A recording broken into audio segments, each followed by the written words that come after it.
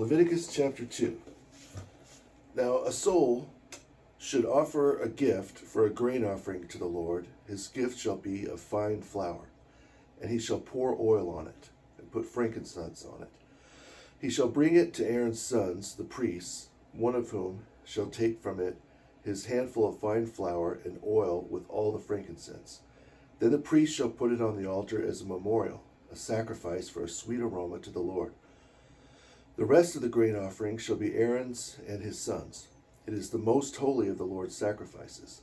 But if you should offer a gift as a grain offering baked in the oven, a gift of fine flour to the Lord, it shall be unleavened cakes of fine flour mixed with oil, or unleavened wafers anointed with oil. But if your gift should be a grain offering fried in a pan, it shall be of fine flour, unleavened, and mixed with oil. You shall break it in pieces and pour oil on it. It is a grain offering to the Lord. If your gift should be a grain offering from the grate, it shall be made of the fine flour with oil. You shall offer the grain offering made of these things to the Lord, and when it is presented to the priest, he shall bring it to the altar. Then the priest shall take from the grain offering its memorial portion, and put it on the altar as a burnt offering for a sweet aroma to the Lord.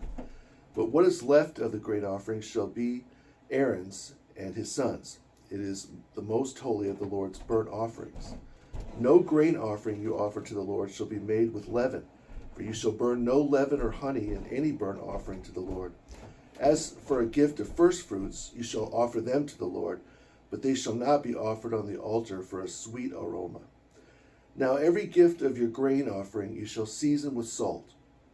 You shall not allow the salt of the Lord's covenant to be lacking from your grain offerings. With every gift you shall offer salt to the Lord your God.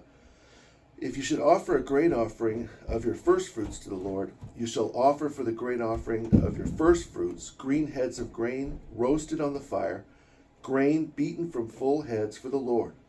Thus you shall offer your grain offering of first fruits. Then you shall put oil on it and put frankincense on it. It is a grain offering. The priest shall then offer its memorial portion, its beaten grain and oil, with all the frankincense. It is a burnt offering to the Lord.